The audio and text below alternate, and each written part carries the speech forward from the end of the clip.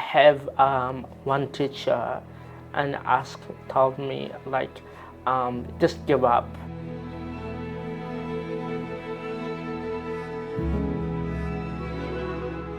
Her words motivate me to show her like I can do this, and motivate me to work hard, study hard, get my level 3 and go to university and get great marks my university. So I wouldn't say help, but I would say motivation.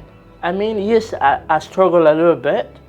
I'm not gonna lie, I'm not gonna say it's perfect, but when I was in high school, I was the only African in the school, so I felt it a bit like not welcoming, a bit, how I say, a bit racism, but it does make me motivate a bit harder and motivate me to go to university and prove to people a refugee is not like other people.